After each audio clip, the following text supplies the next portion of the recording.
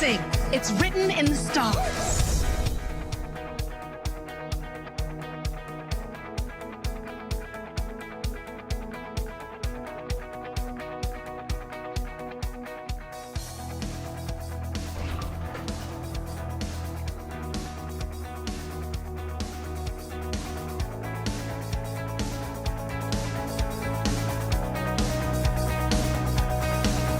Verstappen, you are world champion.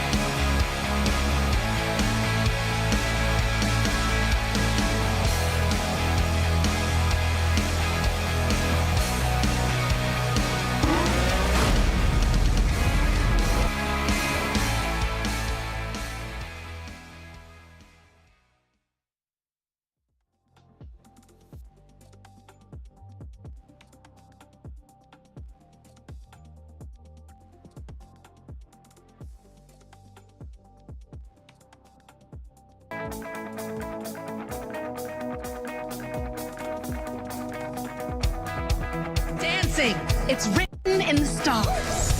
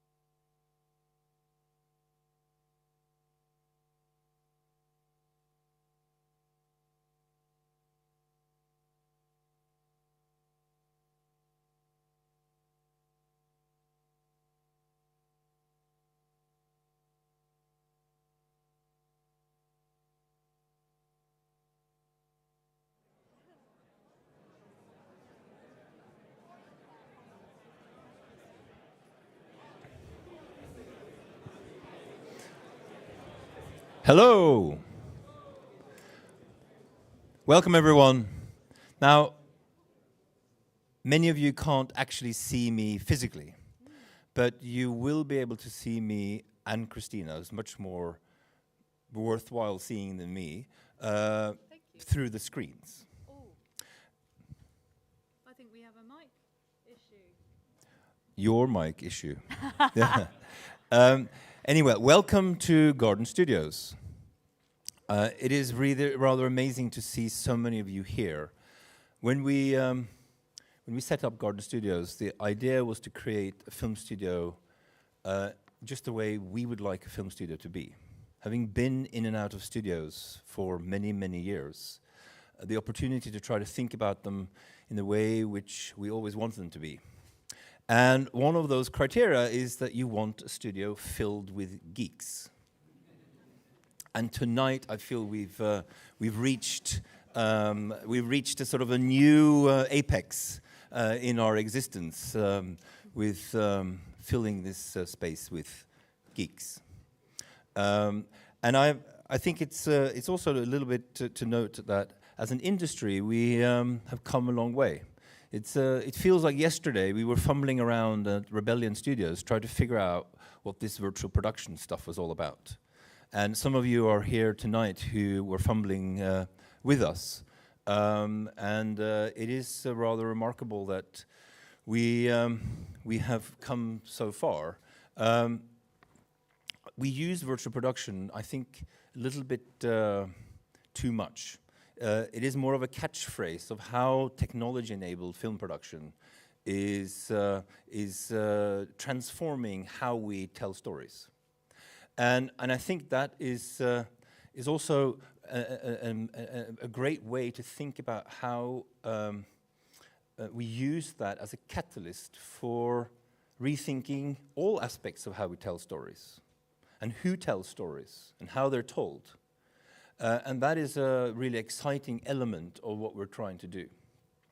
So, for those of you who have been around Garden Studios, you may have seen some of our other studios. We have some traditional sound stages, and we also have a virtual production stage, which is a much smaller volume than this. And we also have now some training stages, and we will also launch soon a R&D stage, but I'm not going to talk about that tonight. But we are going to talk about something else in a minute, and that is that we thought that it was too great an occasion to set this up, not to do something more. Can I? I think you should. So we have been very excited about getting to know the team from Anna Valley, and we have partnered up. So a reconfigured version of this will be here for the foreseeable future, or for the starting in beginning of March. It will be here, and we have a few shows coming in, and it will be here ongoing, and it will also have a ceiling. It will be a 30-meter horseshoe, but configurable space. And I think that's what we need to learn more about. Is how do we configure? How do we adapt to shows? And how do we think about all of those things? But those we can talk about some other time. Indeed. And if anyone has any questions about that, how it's going to look, designs, capabilities, please ask Garden and Anna Valley at the end of the show. They'd be delighted to fill you in. And I think that I would also then just finally say from our side is that we have a very open door policy. Anyone who wants to come here to learn, to try something, to talk about any kind of show in any stage of development, we are wide open for that. Anything, and that also means that that goes for students, that goes for Yes. professionals, and that goes for all kinds of creatives. Independent filmmakers, people that are new to virtual production, everybody is welcome to come visit. So whether you want to have a booking on the smaller stage, R&D, training, or have a look at the larger volume, go for it. This is your chance to have some accessibility. So with that, I'm going to turn it over to Christina, who's got much more exciting things to say, but I would like to then say once again, welcome to here. Thank you very much. I'm going to Okay, guys, thank you very much for coming to the biggest virtual production show ever. I have checked that. I think it genuinely is. Anyway, so we have some spectacular displays this evening, full of dramatic performances, emphasis on dramatic, conducted by some of the most talented people in the industry. Between each set, we're going to go through key insights and critical learnings of what may happen or what may come up, what you may need to or want to know when working in a virtual production setting.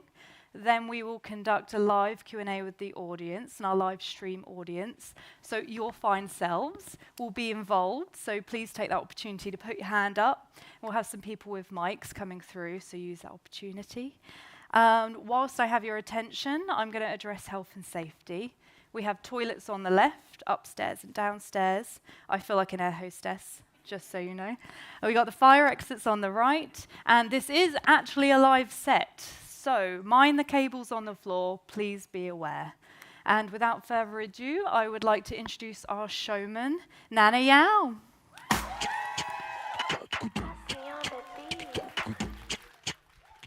Uno, two, tres, four. Ube, Guara, bring it from Holland to Ghana, UK, London to Naja, Angola, Caverdiana. Ube, Guara, bring it from Congo to Zambia. Senegal. All right, good evening, everyone, and thank you so much for coming. Welcome to the SMPTE Showcase 2023. The energy is not doing it for me. I said, welcome to the SMPTE Showcase 2023. Now we're talking. Thank you all so much for coming. My name is Nana Yao Osafo Kantanka Chemating. I am both your showman for tonight and a first-year MFA acting student at LAMDA. Yes, the LAMDA that have produced actors like Benedict Cumberbatch, Ruth Wilson, Brian Cox, David Oyelowo, and technicians like Ting Ying Dong, a recent graduate who just finished sound designing her first show at the National Theatre. Let's give it up for... And Howard Panther, who founded the Ambassador Theatre Group and now runs Trafalgar Entertainment. So, okay, whoa, let's give it up for Howard. So, although we are known for training actors, what people do not know is that we also train some of the best theater technicians, designers in the world. But enough about those who have come before us. Tonight, I will be joined by my classmates, Tamara Graham, Eve Cowley, Tanaka Mpofu, Mandisa Beleni, and soon to be graduating actor and choreographer, Lisa Marie Esiedu Yeboah. And we will be playing on the volume for the first time ever. You may well be asking, why LAMDA? As well as the aforementioned excellence, it's also because last year, some overworked staff took a cheeky day off to attend the SMPTE conference at the BFI. Excited by the technology, a few weeks later, they put together a bid. And as a result of that bid, I have exciting announcement to make.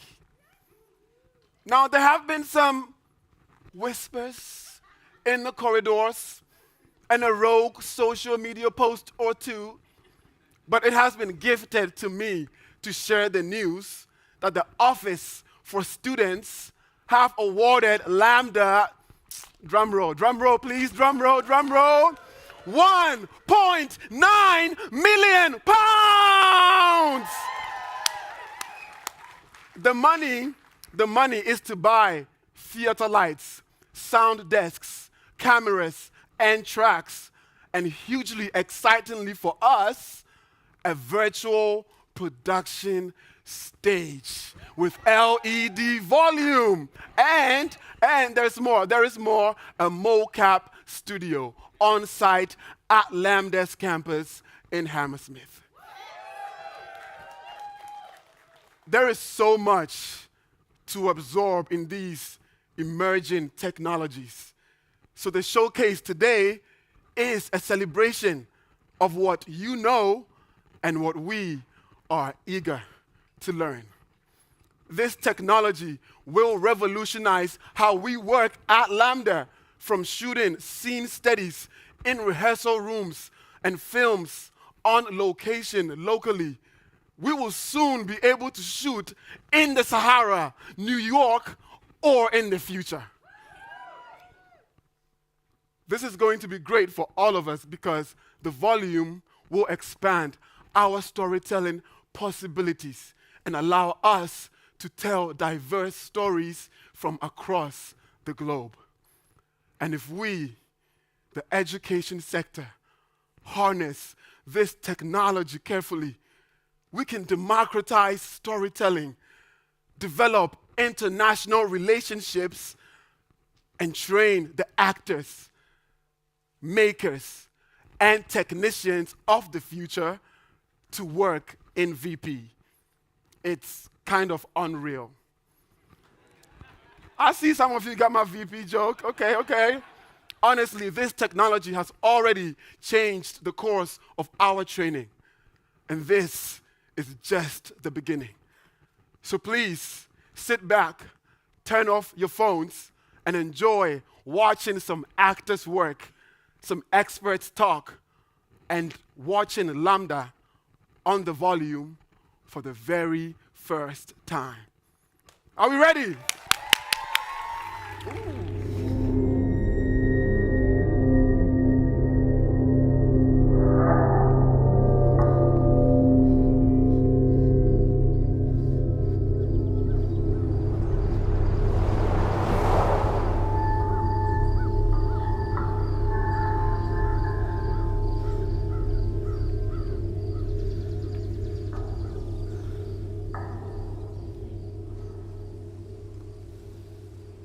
Jen? Is it really you? I can't believe it. Must be quite a surprise. Are we not still friends?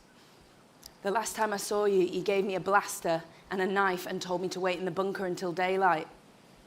I knew you were safe. You left me behind. You were already the best soldier in my battalion. I was 16. I was protecting you. You dumped me.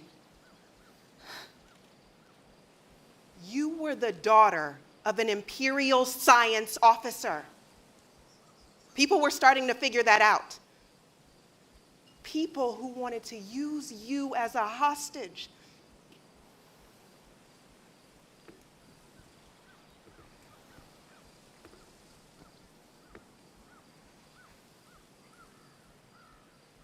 Not a day goes by that I don't think of you. But today, of all the days, it's a trap, isn't it? What? The pilot, the message, all of it.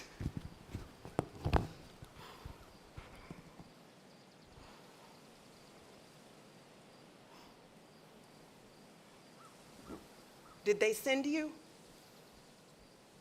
Did you come here to kill me?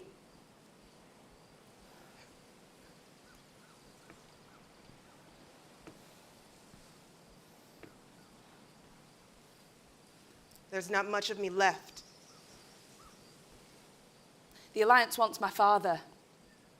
They think he sent you a message about a weapon. I guess they think by sending me, you might actually help them out.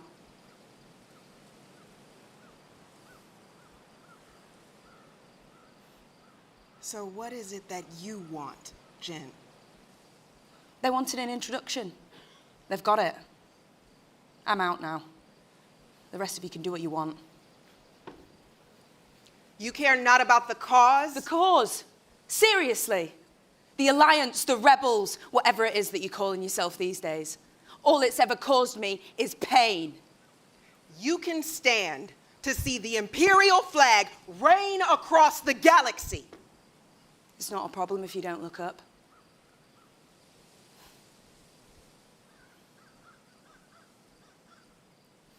I've something to show you.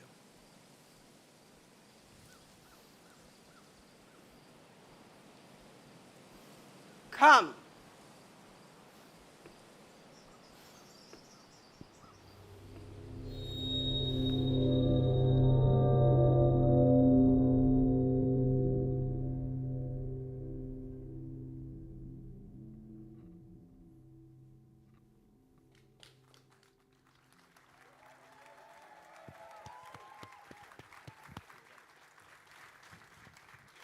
Okay, so to set the ball rolling, I just want to say, when I decided to do this, I was given a 2-page document of all the VP advances in the last year, and I remember looking at it like, excuse me, ma'am, I thought this was supposed to be in English. So we decided that I would do some, talking instead. Some interviewing and get some experts to talk. So I want to say welcome, Richard from Epic Games. We have Connor from Framestore, and then we have Hannah from Final Pixel. So I'm going to start very basic so that the people in the room and also online, hi mom, can get a very basic understanding of what all of this is. So my first question is, what is a virtual production wall? I'd like to say hi to your mum too. So a virtual production LED wall, or we call it a volume, is part of the formula that goes together to bring virtual production to life. So Final Pixel are servicing the on-set virtual production team, and that goes from the LED wall, Anna Valley's LED wall, that is being processed by Brompton, and then the content is being generated by Disguise from Unreal. We've got camera tracking by Moses that will be taking the angles and the positioning of the camera and then telling Unreal what to be able to see in this big window into the digital world that we're given. And then what that means is you can shoot on location in a studio, which is super. So basically what Final Pixel are doing in this is bringing all of the wise geniuses that are experts in bringing this formula together and making it nice and smooth. Amazing, amazing. Thank you so much. Richard, I have a question for you. What is ICVP? So back when LED wall shooting started to become popular, the term ICVFX, in-camera visual effects, was coined. And we've since kind of found that folks across the film industry are sometimes slightly off-put by that term because they assume that that shooting on an LED wall is entirely a visual effects process and job, and it isn't. It's a collaboration between the cinematographer, the production design, and the VAD, the virtual art department, who make the content that comes on the screen. And so we think ICVP, in-camera virtual production, is a better term and also isn't 100% different to what was there before. Got it. So, okay, so when I got the 2-page document, right, what fascinated me the most was Lumen, right? So can you elaborate so the room and people online can know what that is? Yes, so Lumen is a technology for the rendering in Unreal that was added in 5.1, which was released in November last year. At least it was added for LED wall shooting in November last year. And what it is it's a technical solution for the simulation of light bouncing around and scattering in the scene, and you saw it in use on that last scene that was on the wall. Right. What it does is it allows a cinematographer to change the lighting of the scene on the wall and have it update almost in real time, almost instantly. Mm-hmm. And so, that's tremendously powerful for outdoor scenes. There are some limits for indoor scenes. We found in our testing that about 5 to 7 lights is a good guide limit, and that varies based on how powerful the computer that's doing your rendering is. So for indoor scenes, you might have to use what's called light baking, which takes between 5 and 20 minutes to update the shadows in the scene if you make substantial changes to the lighting. So Lumen, when it can be used, is transformative for that because you don't have to wait those 5 or 20 minutes. You can see your updates almost instantly. Which is amazing. And so you're saying if, for example, you're shooting at noon, right, and you want to shoot a different time of the day, you can make that happen. Yes, you can, and hopefully we'll be able to show you a bit of that later as well. Amazing. That's awesome. So what is Nanite? So Nanite is another technology in Unreal that we added in Unreal 5. What it is a solution for allowing you to import the most detailed models that you can generate into the engine, and the engine then filters all of the detail in them and only uses the level of detail that's needed for the object that's at the distance you're seeing it. Previously, you would have had to sort of author that kind of thing by hand. And so what this technology does is it allows you to focus on the photorealism and the detail and worry less about the optimization passes you have to do. Nice. Thank you so much. And Connor, I know Epic work a lot with Framestore. So can you tell us something about Framestore? What do you do? Yeah, of course. So Framestore have a London HQ, which is where I'm based. It's a award-winning creative studio. So we cover many elements across production, also rides and commercials and other such things. We have a Framestore pre-production services, which is more on the visualization side. So, and that's where our virtual production department falls in as well. And then we also have our own tool sets, so Farsight, that also basically fall within that department so we can offer the best solution possible, basically. Nice. So what kind of projects have you worked on? So obviously we provided these lovely content that you're seeing on the wall here. We have done other such projects as recent, at least, that I can talk about, because obviously, as we all know, NDAs are a thing. Yes. Barbie, we worked on. There have been, within our wider company, there's been Moon Knight and Fantastic Beasts.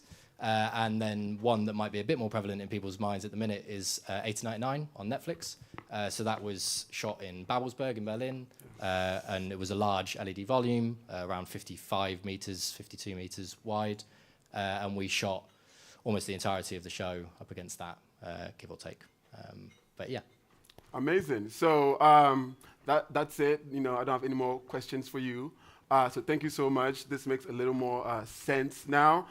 Next up, we have our second LAMDA performance. It's going to be intense because I'm in it. So let's go. Come on, let's go, let's go, let's go.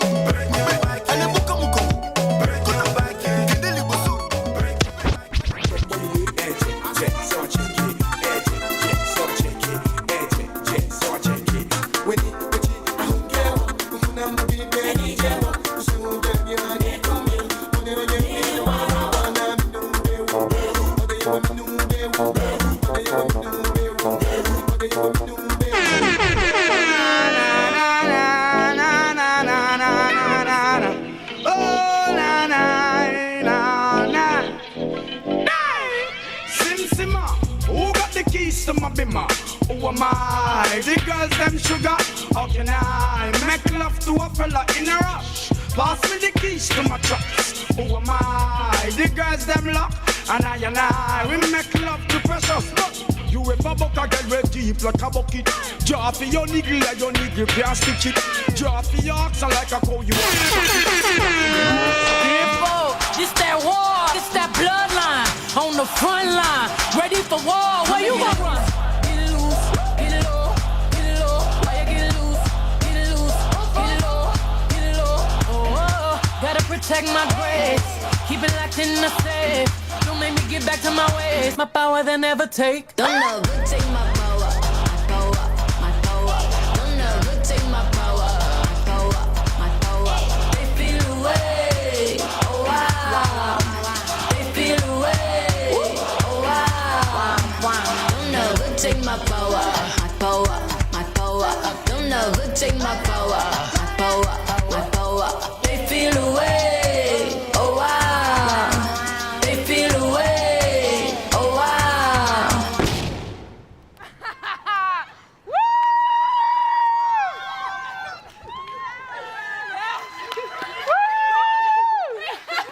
Which of you designed this trick? Then you will all be punished. I did it. It was all of us. No. It was me. I apologize. Once again. Go back to the barracks.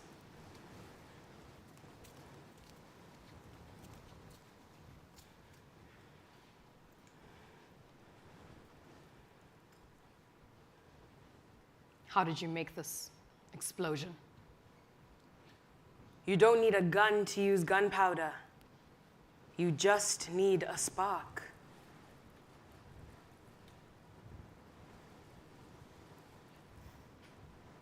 But you like the guns. You enjoy practicing with the young men in the infantry. I see you flirting. This is not allowed. You know it is not. The men who are soldiers have wives, children, but the Agotier cannot. This does not seem fair. Were you this arrogant with your family? No wonder they gave you away. I think it is you who are arrogant.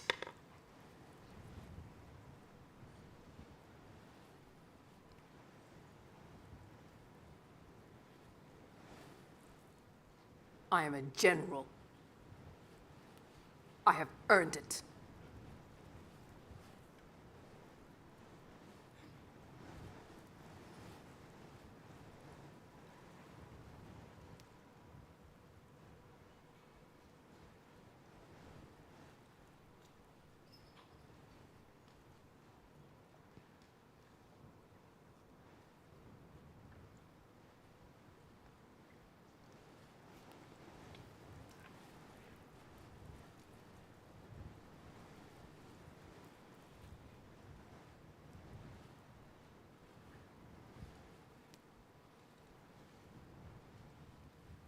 I should put you out.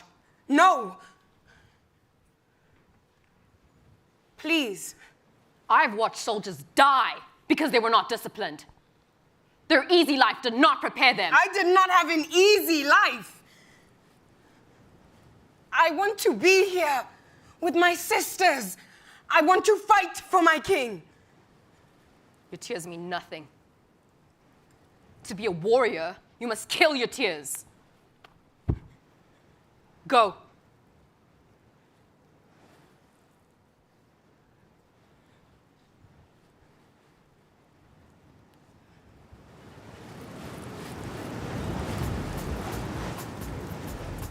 Thank you so much. Thank you, Mandisa Beleni and Tanaka Impofu.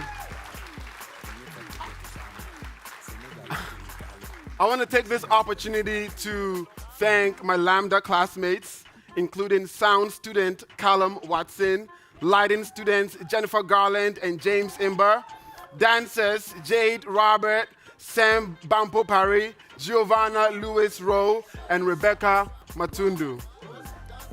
We know that in the coming years, LAMDA will have relationships with many of the people in this room and online. We want to work with you on new and exciting projects and can't wait to do so.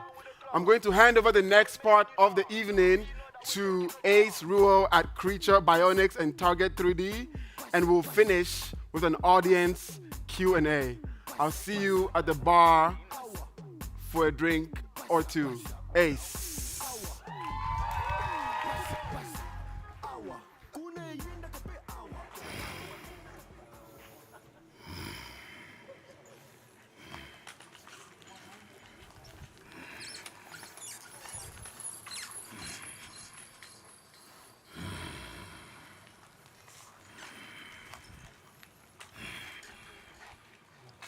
I have a question. Is this it? What you see on these screens now, is this the goal that we're all trying to achieve? I mean, me being me and you being you, but at the same time, we can become anyone or anything. Why is it that humans are so eager to escape this reality? I mean, this beautiful world that was given to us as a gift. You know, the womb moving through darkness, but we are bounded by her laws. Maybe it's just our curiosity. Maybe it is our desire to be free.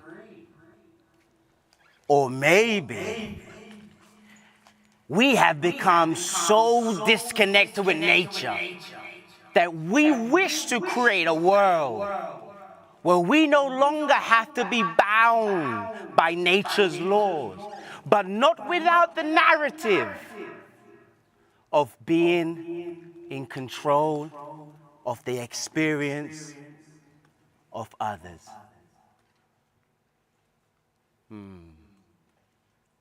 Maybe I'm just overthinking. Maybe this is humanity's destiny.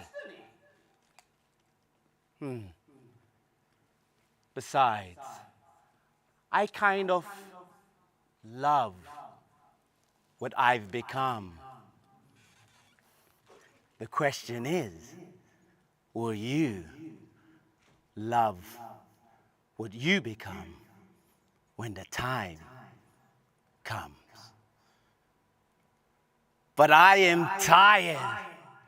I'm tired of hiding behind these walls, behind these curtains. I just want to be free.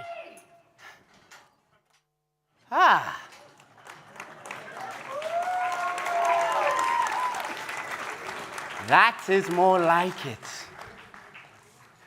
And now, I see you as you now see me. Thank you. Thank you.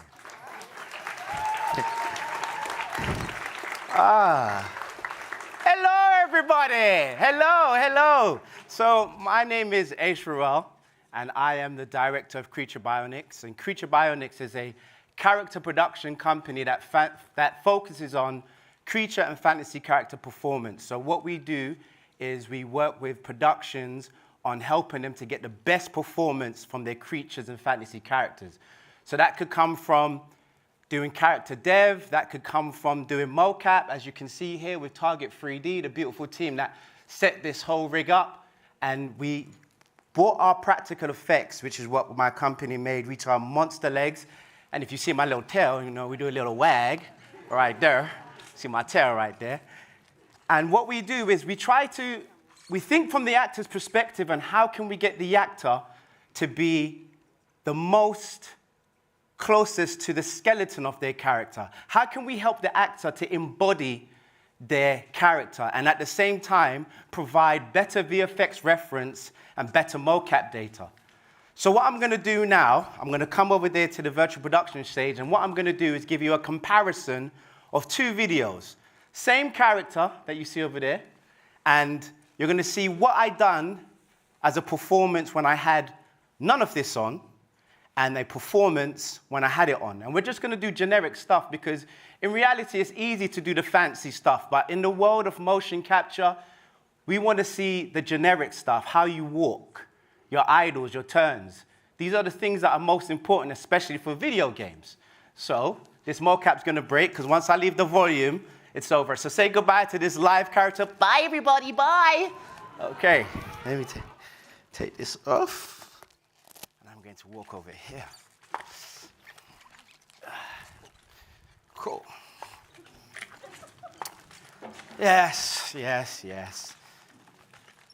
So, hello everyone again. I'm now on the virtual production stage now, okay? So, what I'm going to show you in this video is basically what me and Target, we were doing. It was just testing out how we can tell the difference between using the rigs and what's the importance and what's the benefits. And the reason why, like I said, it's all about how can we ensure that the actor delivers the best, the most realistic performance, which helps you as a director, helps the production. It gives actors something more realistic to perform to and respond to. Because I'm from the world of motion capture, of playing characters such as Legend of Tarzan, playing the apes and the lions, or in the new Marvel Ant-Man, playing some of the creatures, Marvel Eternals, video games. But my focus was about how can I bring the most realistic performance. And so this is one side. These are some of the rigs that we have that are more of the ones that are up in the top end range, should we say. And it was the most complicated one to try to get to work. And then once we figured it out, and the team at Target, and as well as the team at Portsmouth that I've also worked with, they figured it out, and this is why we've been able to do it. So everything I'm going to show you right now is going to be no cleanup. So what do I mean by no cleanup? For those that don't work in the industry, you would know, basically when it comes to cleanup, it means when you take the motion capture data, you have somebody edit it to make it look nice and prim and clean for when you put it out. So we've done this raw. There might be a bit of clipping with their hands going through the legs because we were just trying to make it as realistic as possible. So the first thing that we're going to look at in the walk cycle is just a generic walk. And when I say generic walk, it means no character, side by side, and just walking just like this. Simple walk, side by side. And I've done one with the legs, one without. So the one on the right is with the legs, and the one on the left is without.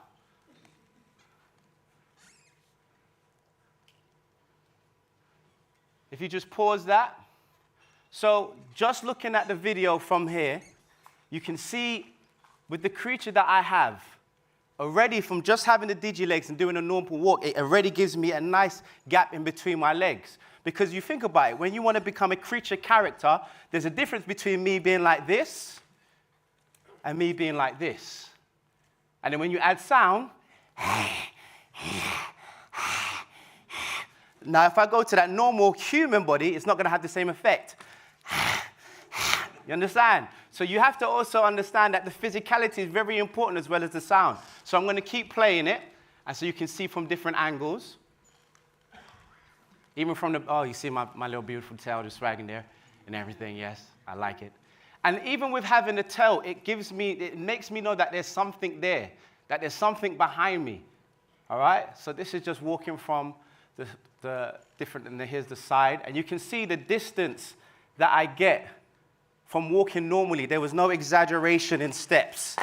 I don't need to do that. Pause it right here, please. So now this next video is where I'm now in character. So the character means that I try to mimic or come up with an idea or a physicality that matches the creature. And all I did was put myself in a position where my hands were out, legs were bent. Now, without the leg extensions, I was on my toes.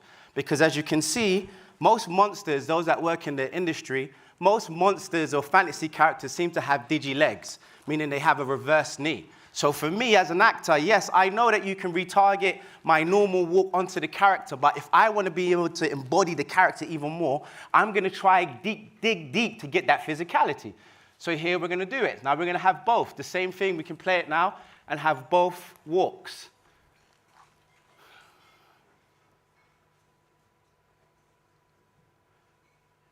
And we're going to pause it right there. So when you're looking at the walks, and this character is very tall. Now the benefits of having something like this means I am able to embody more into a character, and I'm also to provide weight to the mocap. Because if you play the video, keep playing the video, and you look on the left side, you can see the weight is not exactly the same. And I have to more exaggerate it when I have no legs. And bear in mind, I'm on the tip of my toes, so that can only last for a certain amount of minutes before it starts to burn off my calves. And then you can see, again, the distance that I get when I'm walking. And these are the things and reasons why I believe that these type of things mixed with VFX, mixed with motion capture and practical effects, and merging the two, rather than living in one side or the other side, can bring the best performance. Now, before I leave the stage, I want to know if there's somebody in the crowd that would like to do a little test. All right? And when I say a little test, because there is a way for us to engage in a physical performance where we can connect to creature and influence the audience to believe that what they are seeing is something different. Because the two main important aspects of playing a creature character that is different from human is one, the breath and the sound. The breath, the sound, and the weight, should I say. They're the most three important things that separate when you're playing a creature character compared to a human character. When you play something like a lawyer or a doctor, you don't think about my breath. Okay, how am I breathing? What type of breath am I having? Okay, how heavy am I? But when you're a creature character and when you're playing fantasy, you have to know the sound and the breath. Because like I said, if I just do this, it has nothing. But if I breathe and add sound,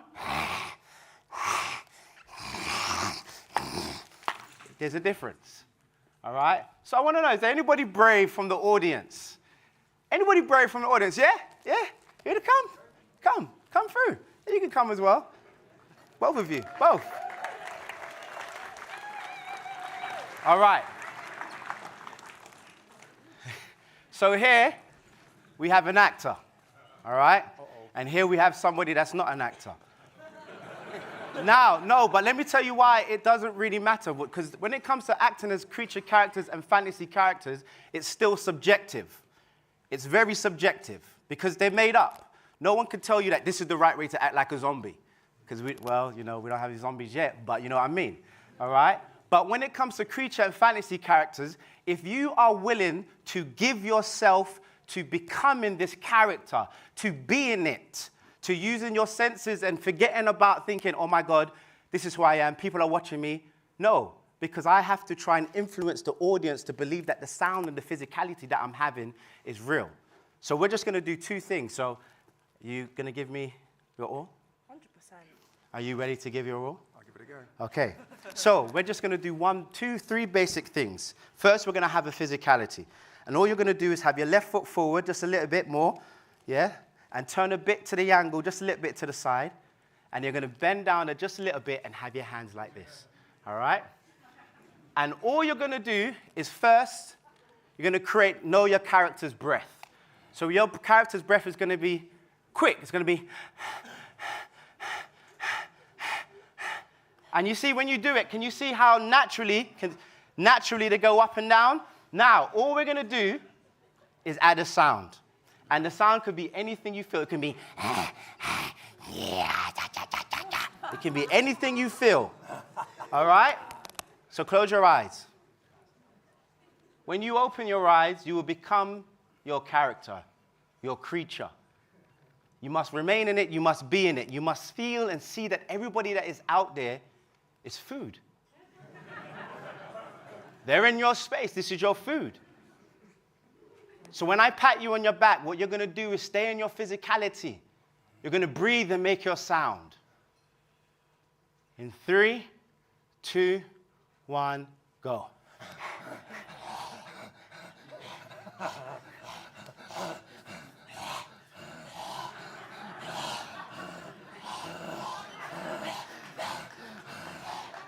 and stop.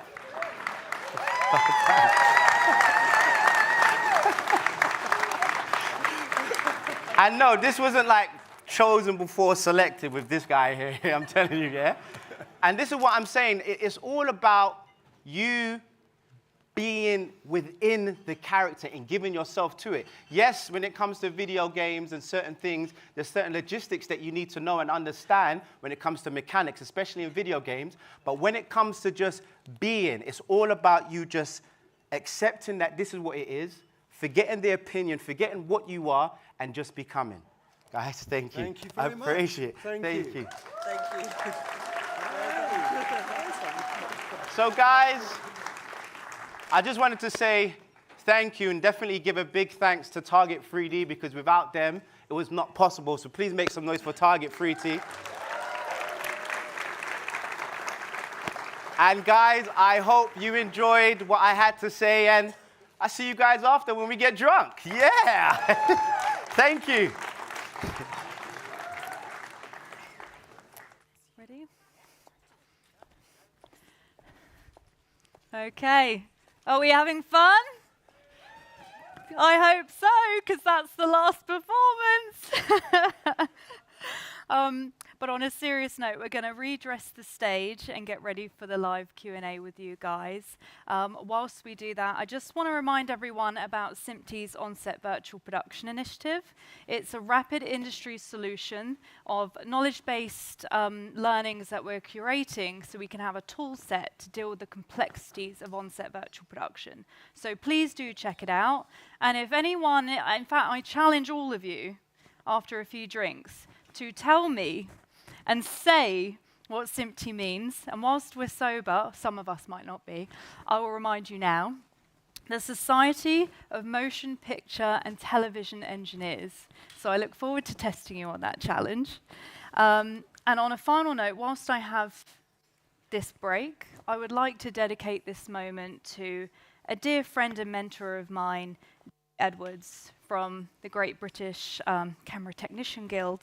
She was very dear to many of us, and she was a huge advocate for technicians in the industry, accessible pathways to training, stellar service. I think she touched a lot of our hearts, and I would like to remind everyone in the room who knows her that her legacy lives on in everyone she impacted. So thank you for coming, for those who knew Dee. And on that cheery note, but I think she would appreciate it. I think she's watching from above. So thank you, Dee, for believing in this showcase. Thank you, SMPTE, for hosting the showcase. And I've got two Bachelor partners to introduce to you this evening. The first guests I'm going to bring up are going to introduce themselves and what they've contributed to the show, because without everyone, especially these guys, none of this would be happening. So first and foremost, may I invite James Irwin from Moses to the stage? There you are, James. Thank you, sir. Hi everyone, hello, hi, I'm James, I'm the Technical Director at Moses, and our contribution to this show that you've seen today has been the camera tracking system. So we make this thing called Star Tracker. You can see it hanging off the bottom of the camera here, and it tracks from these markers. They're on the floor today, but they can also go in the ceiling or actually built into the LED itself as well. And that's important because what you saw as the camera was moving is the perspective in the background changing. And that's, in order to do that, in order to get the correct perspective, we have to be able to track the camera very accurately. So that's our contribution. Thank you very much. And my next special guest is Cesar Kakaris from Brompton Technology. He's a handsome one, isn't he? Hi, hello everyone. So my name is Cesar Cáceres. I work in Brompton Technology as the product lead. And we are here really glad to be supporting SMPTE. I'm bringing the LED processing and making sure that the content that you can see in the background, it is being as realistic as possible to make, so you can see the content that has been created with the most accuracy possible. And also, to make sure that we are supporting the amazing talents that you have all seen at performing today, and ensure that the whole color, everything that you are seeing, is going to be as with the best quality for your enjoyment. I've been watching it back there, and I can confirm it's pretty good. Thank you very much. And I think you'll be excited about this guy because he's been highly praised by Ace, who I think we're all a big fan of. Please welcome Dan Munslow from Target 3D.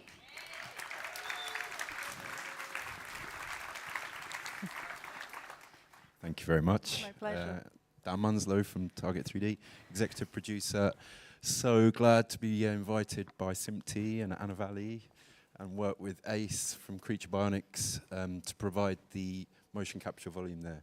We had 16 Prime X22 cameras in the volume, standard deviation head rig, capturing his face, and some stretch sense fidelity gloves. And so glad it all went well. Do you want a high five? It was great. Well done. Thank you.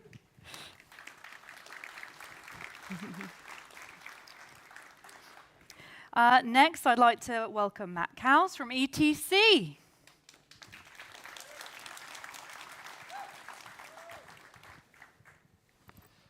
Hi, so I'm Matt from ETC. We've supplied all of the lighting for today, so obviously you still need to light everything that's in the real world, everything in front of the volume, and you need to light that beautifully.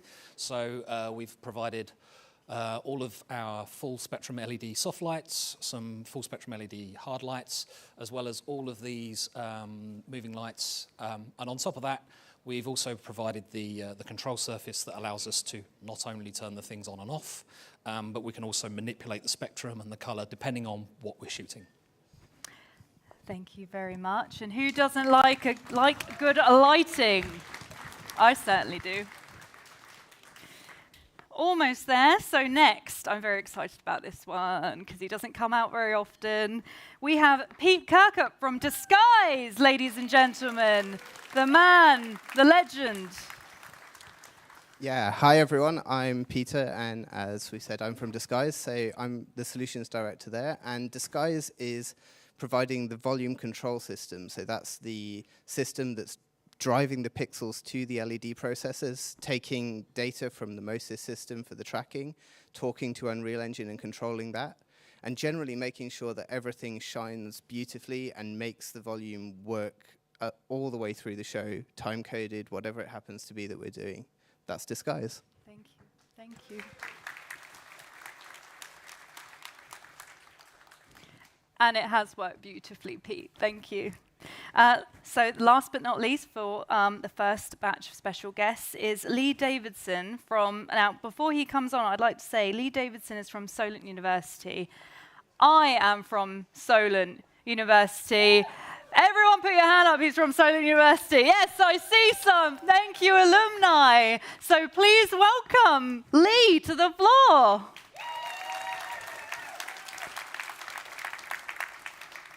Thank you very much for that introduction. So my name is Lee Davison. I'm the Associate Head of the Film and Media Department at Solent. Today, our contribution has been the live stream. So everybody watching at home, hello. We've got a 3-camera OB truck that's out the back there. We take it along to all different places and do things like this. So thank you, everybody in the crew, and thank you very much. Thank you. And they have done a tremendous job, so thank you, Solent, because without you guys, we would not be streaming this globally. Okay, so now for the Q&A part of our showcase, I would like to invite the next batch of our key partners that made this happen. You've had some insight to them earlier already. First, I'd like to introduce Connor Ling from Framestore. Where are you, Connor?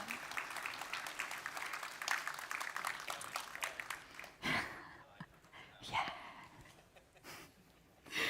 Second, Michael McKenna from Final Pixel.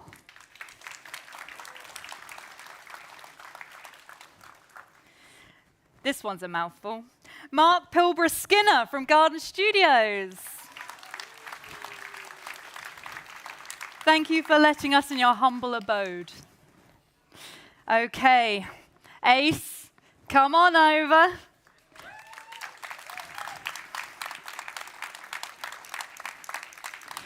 Ace Rule, thank you, from Creature Bionics, if you hadn't remembered that. And then we have Richard Graham, Epic Games, everyone.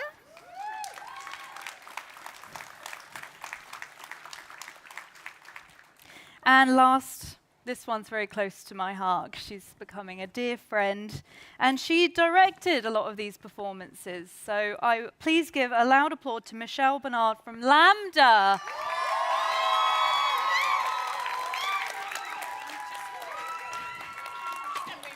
Yeah, you're so sweet.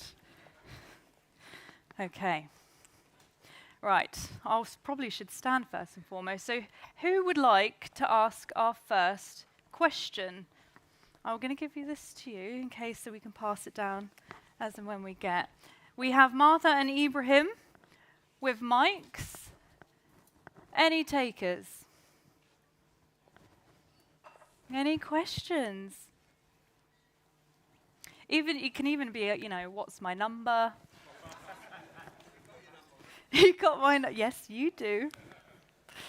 Okay. Is this a hand at the back? I think it is. Thank you, Martha.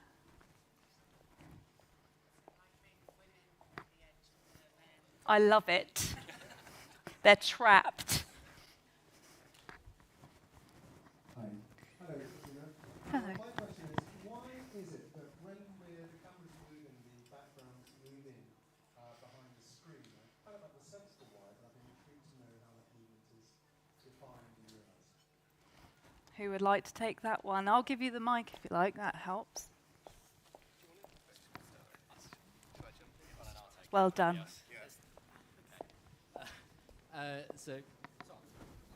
Hello? Oh, there we go, sorry. So the camera is being tracked to make sure that the background is accurate to the camera's perspective. So you've got the outer frustrum, which you'll hear frustrum quite a lot. The outer frustrum is used for lighting. So this might be placed in a position that the reflections and lighting need to be in reference to. So say a car.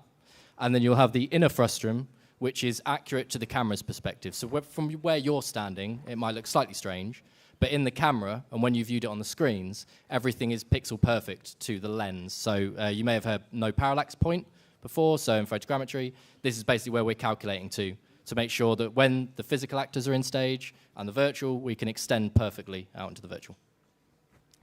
Hopefully that answered your question. Oh, we have another question behind you, Martha. There he is. I think it's a he. Yeah, it is a he. Good. Whew. How long does it take to reset stuff if something breaks? If you change your lens, I mean, there's a lot of moving parts here to make it all work as pixel perfect, as you said. How do you fix it when a light goes or a lens breaks or you stop the camera? Hiya. That's a great question, and I'm going to give a very probably unsatisfying answer, because it really depends on what breaks and how much redundancy you've got on the system. Generally, the kind of rule of thumb we say is everything on a virtual production stage will generally be quicker to fix than if you're on location or on a normal set build. However, if you drop your camera lens and it cracks, you probably still need to get a new one. When it comes to relaunching scenes or changing lighting setups, it's almost instant or very, very quick. But it really depends on what's broken. I think it's probably the main part. Okay, next question. I was going to add to Martha, that. behind you again. They're all behind you. Ibrahim, you might as well take the night off. So, what do you believe is going to be the next evolution of this technology, and what we expect that we can handle even more and more, or expect even more and more from the technology for the next years? Yeah. Yeah. We're working very hard to make more and more complex scenes render at 24 frames a second. So it's not so much a revolution as like evolving the technology continually forward. Work to make scenes render on 2 GPUs in the same machine to speed up that process and basically allow you to have more and more geometric complexity in the scenes and more and more art direction, effectively, be able to add more and more to the scene and still hit 24 frames per second. There's also quite a lot of work being done, maybe more in broadcast, to run at really high frame rates and flash different content on the screens for different cameras in the scene, so that you can have, you could have a multi-camera shoot. And as you might imagine, if in this scenario we had 2 cameras and we crossed the streams, one of the cameras would have to win. In a scenario where you can flash the screens at higher refresh rates, you wouldn't have that problem. So there's like developments happening in that area as well in broadcast. So another really major thing that we're seeing happening is the physicality of these volumes is becoming better and better as technology improves across all of the vendors. Probably every single vendor sitting here would agree with me. Their roadmaps, the products that are coming to market, the features, the capabilities of the screens, the lights, the processing, the servers, all of that is making these volumes look better in camera. Better fidelity on the LED screens, better color rendition, better lighting setups, more customized. Ultimately, if you look back in the industry 3-4 years ago, virtual production was really a science project. And we're now getting to the point where these products are coming to market that have been specifically designed with virtual production in mind and have workflows and capabilities to truly deliver this. So I think the next couple of years are really exciting because it then becomes the hands of the creatives to make it look as good as possible with the aesthetics and the scenes that they're producing, and the technology is there to support that. I do want to know, I'm going to pass it to Michelle afterwards because I know that she's got a point to add. Obviously the in-camera and LED part is a part of virtual production, but it is an umbrella term, and there are a lot of other aspects in terms of like virtual scouting and virtual cameras. And one of the big innovations that will come over time, and I know that a lot of vendors are trying to achieve this, is how do you bring the data that you capture on set as quickly as possible out and back into your production so you can feed it back. So if you're doing stuff like pre-visualization and you're planning your shots before you land on set, it's how do we get that data as fast and as efficient as possible and provide that back to inform the shoot. So I think that space as well will only get quicker and more efficient and more accurate as well. I'm going to pass the mic to Michelle. I want to talk not from a tech point of view, actually, but from a creative point of view. One of the reasons that we put the bid in for LAMDA is that kind of we had an understanding that the tech was being used on really high spec shows. So, we all know it's used on Mandalorian, Star Wars, 1899, those kind of big shows. But we were looking at where the gap is in the British film industry in terms of independent films and low budget features. And I think one of the things is at the moment the technology's been really expensive for people to hire. So what we've been looking at is how we create storytelling, kind of how we use the volume to tell stories on lower budget projects as well as those big budget projects, so that it kind of allows more storytellers to be able to use the technology. So for us, it's not, all of this is incredible and we can't do what we do in terms of telling stories without this technology. But what we're really excited about, and I think one of the big steps actually for the film industry, is that people who are making those, we're so brilliant in the UK. We have our massive studio projects, but actually we also have like a very gritty film industry, right? But I think there's a space in between where imaginatively we don't necessarily go because there's a weird mid-market. And I think creatively, that's what we're really excited about at LAMDA, that we can kind of empower those storytellers. I think one of the things that we want to do is rent it out to kind of makers at that mid-level who might be making a second feature, who can't afford the £15-20 grand a day price tag, but can afford something slightly less. So for me, that's a really big jump, possibly, that we can be making as an industry, and how we can kind of help the British film industry to move. So I just wanted to add that kind of not tech point. Thank you, Michelle. I have one non-tech point to make as well, which is that I think there's a big gap, a big knowledge gap at the moment in virtual production. And from our side, from the vendors and manufacturers side, we can help to close that gap by making the technology easier to use, making it integrate better with other technologies and all those kinds of things. But we also need to help from the other side of the knowledge gap by training and enabling institutions like LAMDA to use these technologies, and we're really committed to that on the manufacturing side. Yeah, I'm just going to add that with the content creation side, I think photorealism is what we're really striving for in a lot of these shoots, and with Unreal 5.1, we've seen that come along quite a fair way. But we're also looking at, other ways of putting content on this screen. We may use video plates at times, and then we also may use still images or 2.5D images. And I think that's the sort of next evolution of this, is the different ways of creating content that can go on this wall. There's many different, solutions to that.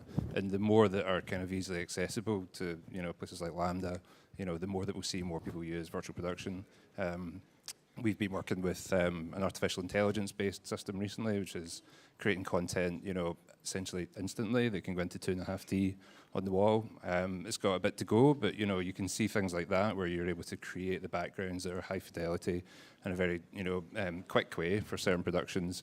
That's going to make this more accessible and more interesting, I think, for storytellers, and democratize it further, which is exactly what I think LAMDA are trying to do.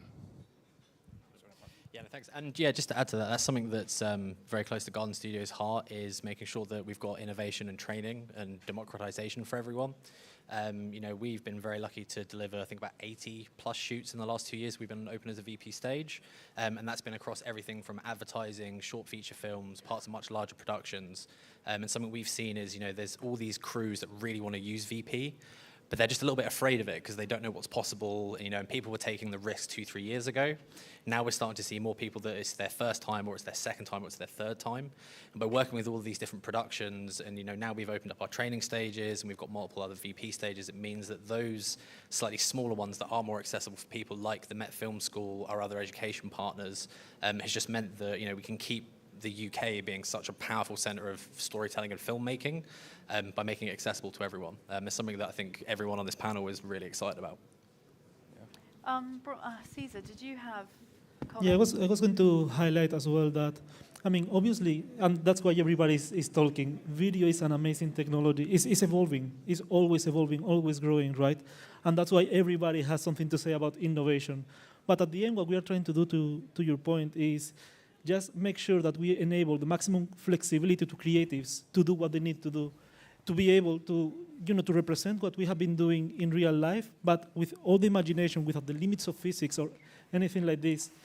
And everybody together is working to make that happen in front of a camera and not distract from the actual performance. So everything looks more natural, and the audience can just enjoy it. Do we have any? Yes, we've got lots of questions now. Crikey, look at that. Thank you, Martha. Hello. So, from what I can see, everything's being generated in real time. And with such a photorealistic background, what's the actual hardware requirements to render that? Yeah, so from the Disguise system perspective, we're hosting Unreal Engine 5.1 on our RX render nodes, and we're using a technology that we call cluster rendering that allows us to group together a number of those nodes to contribute to the overall render. So in this case, I think we're using all 3 of the render nodes we have here for this scene, and we're contributing to the out frustum that Connor referred to a minute ago, the in frustum, which is the camera frustum, and also the reflection panels that you may or may not have noticed are in front of us that are also there for providing lighting. So that's all grouped together. Those RX, we've got the RX2s here. They've got an NVIDIA A6000 GPU in them, so they're very, very powerful render pathways. But we can scale up and down that render power as needed for productions, and depending on the scale of the volume, depending on aesthetics that you're trying to achieve. Next question. Hello there. So I'm going to be a little bit greedy. My question's a two-parter, but hopefully I'll give you some leverage to explain a few things. So my first question is, with regards to the LED volume, you've already demonstrated that you can change lighting very quickly, and you can move the scene around. And we've, for those people who have seen demos, we've seen that. Where's the limitation of what you can do on set? And those things that you have to decide up front. So, for example, if I was a director and said I wanted twice the density of the trees in there, or wanted more cars or more people, what are the things in stone that you have to set before production, and what are the things that are flexible on stage? The second part of my question is, so this is a great technology, and the possibilities are almost endless. So is this a magic bullet that means that we can film everything in the volume? Or where is the volume best used, and where would you, I know you obviously want to encourage people to shoot on the volume, you might have an interest in that, but you also don't want people shooting on the volume where it's not right, so because they would get frustrated with it. So where would you advise people that actually going to the location is a better example? Those are my 2 questions, thank you. Cool. Yeah, thank you for your question. It's a great point, and as you said, I mean, a lot of people assume it is a silver bullet, and you can shoot everything in a volume, and obviously, as we know, that's not necessarily the case. Certain setups will work best.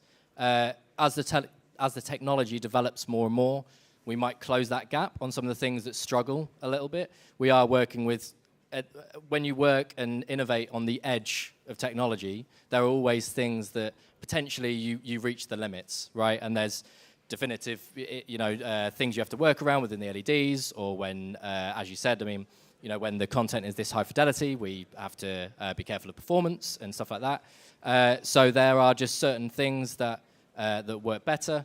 Generally, mid-level light works really nice. So if you go with a sunset or a sunrise, if you go for really harsh lighting, the LEDs are only able to emit a certain amount of light, and you're not able to replicate the sun. So anything where you're trying to replicate that can be quite difficult. And that's where it becomes a blend of physical light, and then as well as the LED light. So the volume realistically is a really nice ambient lighting source, and it can work really, really well on that. But then you do need to have the practical lights as well, which is why this whole technology really fits well into production rather than replacing it. I think it's really important that, and there's a lot of hesitancy with it, because people feel like, this technology is going to get rid of my job, or it's going to disrupt my workflow, and that's not at all how it's supposed to be. It's supposed to inject into that and really, merge well into the film production. Now, the first question was about limitations on set, right, and flexibility and what you can achieve. Now, there are certain things in terms of a VAD build, so a virtual art department, that can be taken into account. So if you need a variation of, say, trees for the forest environment that we know that we're going to potentially want to set dress on set, then we can have that ready and sat to the side, and we can dress it along with the DOP. Typically, though, you would move more down a virtual scouting route for that. So you would put on a VR headset or a camera, and you would go in and get a feel of the environments that you can place and set out before we land on set. As anybody knows that's on film, time is money. Anytime you're burning time, producers are going to be on you, rightly so. So we try and remove all of that into the pre-production process rather than on set. However, there's going to be certain things that, depending on the complexity of the scene, you might be limited. So you might have, as Rich mentioned earlier, there might be more complex scenes where you're having to bake the light, i.e. it's pre-computed, so for performance, because it's a really complex lighting setup. Thankfully, with Lumen in 5.1, that's less and less common. But you might have to go with that, which then means that changing the light, if it's a small spotlight in the background or heavy light, that might be a little bit harder, or there might be other things that are just a little bit more set in stone. And it's not really a linear answer of where you can say, this you can do in volume and this you can't. But the whole point of it really is real time, right? So we should be able to adjust almost anything, and almost like that, really. These systems are incredibly quick, so we really can do a lot of things. I'd say it's very minimal. I'll just speak to the question about how much prep you have to do. You definitely don't want to undercook the prep that you do going into this, because effectively you're building your entire environment, and this environment is obviously way, way bigger than any set you could ever build. And you have the opportunity to design every aspect of it. So the first time you see the environment, it should not be when you first step onto, when your director first steps onto a set. There needs to be a really tight feedback loop between production design, cinematography, and the virtual art department, designing the environments and reviewing them, as Connor says, in VR or with a virtual camera before coming to the stage. Also doing stuff like virtual pre-lighting beforehand, so being able to, as a cinematographer, see the content on a virtual wall, on a computer screen, and throw your physical lights into that space and think about how you would actually augment the light coming from the wall, because as mentioned, it can't do a punchy hard source. So how are you going to solve that? So yes, you have to prepare really well when you're doing this, but as everyone said, like, there are still many things that you can change and adjust on the day. The more of those that you plan for ahead, the better. And just to kind of illustrate that point, I was going to throw to the Brain Bar team and ask them to change the time of day now to evening and then nighttime. So if I could ask for that, if that can happen. Mm-hmm. Yeah. So this is Lumen just updating the lighting in the scene. And then if we can scrub forward again, and then, yeah. Now, obviously, we've got to completely re-rig all the practical lights, but nevertheless, you can update the lighting in the scene behind you very, very quickly. And then there's also some weather that will play in over the back, rather ominous weather that will play in over the back of us as we sit here. I'll just speak to... Hello, there we go. I'll just speak to your second point then as well. So sort of what's suitable and what isn't. And I think there's kind of some rough rules of, you're limited by the size of your volume, how wide you want to go on the shot, the amount of set that you have to dress. But I think for us, what it actually comes down to is what type of thing you're shooting and what your production is. When we've done, about half of the jobs we've done have been adverts, and generally that's a 2-3 day turnaround time. They want to do 5 locations. They're shooting everything on the volume. And some scenes might not be as suitable, but it's effective for them, and it's what works for their budget and their schedule. As you start going into feature films or series, you then start looking at the script and seeing where is it appropriate and where it isn't. It's not a magic bullet. It's a wonderful tool that can really help accelerate your production, but it's not for everything. The example we love speaking about at Garden Studios is we had Toast of Tinseltown come here and do their entire most recent season with us. They did 8 weeks on our sound stages doing their traditional set builds. They went on location for a week and they built a big desert town because they need to build a big desert town. And then they came to our virtual production stage for a week and they did 3 days of driving scenes with plates that were captured in LA by a local crew, sent to us, got a big lowrider car in, shot everything, and then for 2 days we took them to Death Valley because they weren't able to go there safely or cheaply. And so by looking at the overall production schedule and the budget, that's where you decide where is this most effective. And to me, that's, I think, one of the best things about VP is using it in the best manner possible. Any more questions? Yes, I see actually 2. I see, where's my mic, people? Hi, sorry, I sort of have a 2-parter. I don't really know where I'm going with this, but I suppose I have a question for LAMDA in regards to like Creature Bionics and Target 3D, who I can't see any of you, but how do you kind of feel about the technology? What does this, just particularly the motion capture side of things, what does this kind of mean for you in terms of an acting school? What can you kind of do with this and what do you make of it really? And then I guess I have a question for Creature Bionics and Target 3D about what are your kind of biggest limitations at the moment with the industry? And if there's anything you could kind of say to a room of people in the industry, kind of what do you need from us, I guess? Thank you. Okay, so I think in terms of training, so as we said earlier, we kind of train actors, but we also train technicians. And I think the technician training that we have is a really broad technician training. So we train people in lights and sound. We're not a film school. We train people, so they have really broad skills. And I just think that the volume and mocap technology and technicians understanding that and having a really clear but basic understanding that they can take into the industry is really useful, knowing where it's useful, where it's not. I think in terms of the movement training, Conservatoire Drama School training, the movement training is really strong. It's a huge part of the training. It's a third of all of the learning. So in terms of kind of the basic training, I think it's like with actor training. You don't change the basic actor training for an actor to work on the volume. The same principles apply, right? So I think that the basic training will stay the same. I think giving students in this day and age digital assets that they can leave with so that they can kind of leave saying, yes, this is me in my T-pose, this is me walking across a space, this is me kind of working. I think that's really important because I think that it gives casting directors and crew a kind of real sense of safety in recent graduates. I think it also, we don't just people who leave drama school don't necessarily go on to become actors. They become writers, makers, technicians, directors. They change direction. They become creatives. And this just gives them that real sense of like, do you know what? I can step anywhere. And I think that's what's really exciting for us. So, you know, we'll use the digital assets. I think we'll look for partnerships. If people want to come to us and say, we've got this project that we want to work on over the next 2 years, then we'll be like, that sounds great. Let's see how we can work that into the syllabus. I think, you know, already Target 3D have given us and our movement team some training so that we have basic understanding. And that's going to grow over the next few years. We're not going to stop learning. And I think that's the same with everything, right? You don't stop learning. So, and that's, again, that's like we're trying to encourage lifelong learning in all of our students. So I don't know if that answers the question, but I think that's kind of where we're going. Yeah.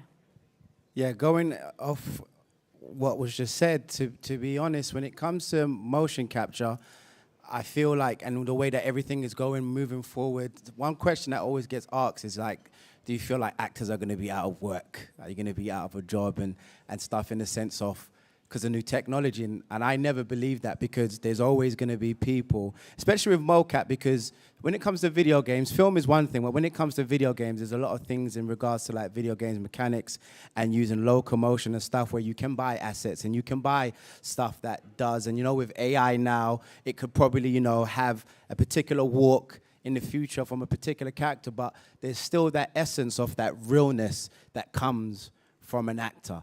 So, you know, even like with the creature, even though I could have done it myself normally, but I added some more realism to it by having the mechanical. So it's not the thing that, oh, you can survive without it, but it's the thing that we still have that essence in us as human beings that bring that realness that nothing else can ever really bring. That true weight, that breath, the way you react to things, that's always going to be within us. And I think that when it comes to where we're going and everything we're doing, it's just being open to learn.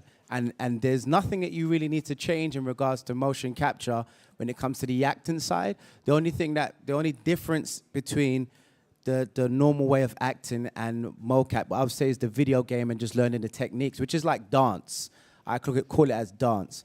And again, there's certain things you might have to emphasize depending on what kind of character you're playing, you know, breath, your movement, because the data may not pick it up. But essentially having that acting behind you and having that as your core, as well as being able to open up to what else might be out there, is good enough. And in regards to like Creature Bionics, for us, it's that we work towards creating all of these training in regards to creatures and fantasy characters. We do a lot of training like arm extensions and creature character development. Again, it's still subjective, but for me, there's a base that people can use, because even with acting, there's so many people have different techniques. But for me, realistically, it's about, at its core, it's about, am I going to convince the audience what I am doing is real? Can they buy into it? Do they believe in it? And how you find that is how you find that. And that's what I believe on my side. Yeah, I want to say one tiny thing to add to that. Drama school students notoriously leave drama school and go and work in a pub, right? I worked in a pub, I worked in Gap, I worked at Liberty, I worked in another pub in between acting jobs. If I left knowing the worth of my skill, you know, and where it could be used, then I might not have worked in a pub for so long. So I think the other thing is just training people in the skill that they're learning and what that's worth and where it fits in. So that's, you know, it's just that knowledge base that's important. Yeah, nice. I'll probably just reiterate what you've just said, but I guess at Target 3D we're a bit like Anna Valley, where we try to invite everyone down and try and use the tools. Obviously with Unreal allowing us to have this sort of access to software, and we were just running a 6000 GPU to the screen today in real time to drive the character, which is an inexpensive character. Which just, there's two sides of it. There's one, there's the performance side to allow actors and things, you know, to be able to embody these characters. But also on the technical side, we realize that there aren't enough people with the skills to actually run these studios. So, you know, we look into that side a lot. and try and reach out. We do performance capture workshops, but also technical training. And yeah, I think it's just an exciting place to be at the moment, really, for people to come and able to make animation films inexpensively, or and coming away from a lot of the keyframe animation. People are coming away from that and actually using motion capture, performance capture to drive characters. Yeah, I think it's just exactly what you've said, but you know, yeah. And I just want to add one more thing, especially for actors, because I come from the acting perspective. Is listen, man, all of this stuff that you see, like, go download Unreal, go on YouTube and start to learn. Because I'm in the world of mocap, I realize, and I have my own mocap system, I realize, like, I need to understand more. You know what I'm saying? And I ask Target 3D questions all the time, like, what's going on here? Why are we doing this? What's that? Why that? When I'm on set, I do the same thing. And now that we are in a space where you guys can create your own branding, you can create your own work. Because the work that I've created for myself, I'll just be honest, is because I created a particular type of content. I put it out on LinkedIn, great place if you're for mocap. I put it out on LinkedIn, particular type of content. So stuff like, I made videos like creature animation reference videos of different walk cycles using arm extensions. I looked on YouTube, there was nobody doing it. And then I went to Unreal, and obviously with the character, I was able to tell Target 3D, I think this character will work because there's bones in the tail. So it's going outside the box. If you really want to get into that virtual world, there's so much content on YouTube where you can learn and email and ask people. Don't be afraid, because when you start doing that, you start opening. So imagine you as an asset right now. Imagine you're a trained actor. Boom, you've got that. And imagine you can understand 10% of Unreal, and you understand just the mocap side, because Unreal there's so much to it. But for me, now that I know how to retarget or I know how to put a mocap data onto a character, that gives me makes me understand certain things more. And if I don't understand it, there's people that I know I can message. So it's just stepping outside of that box, and the more that you want to do, the more you want to learn, especially in video games. Actors that want to get into video games, please play a video game. Because it's like saying you want to be a film actor and you've never watched film. So play a video game, see how they move, see and understand that, and get that type of knowledge. You see what I'm saying? So I just wanted to add that 2 pence to it. Okay, guys, we're going to wrap the Q&A. And before we do, I just want to thank some people, personally and professionally.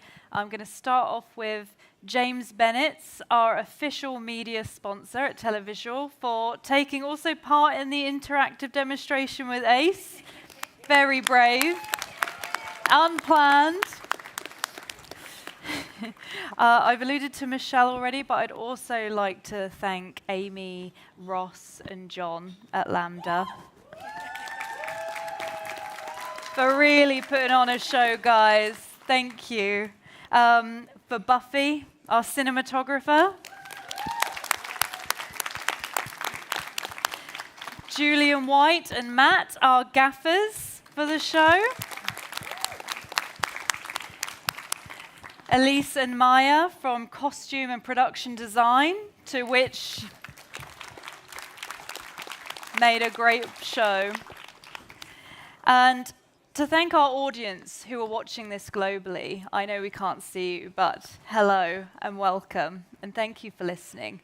And for anyone that's taking photography or videos, if you're uploading that on social media, please hashtag SMPTE VP Showcase. I think the live stream audience might appreciate the footage that you're getting that they can't see firsthand, so thank you. So before we enjoy, or you guys enjoy more wine and cheese, I haven't had any yet, or cheese or wine, whatever your order preference is, I would like to invite our performers and those involved in the production to come on set for a live, big thank you photo. You can come.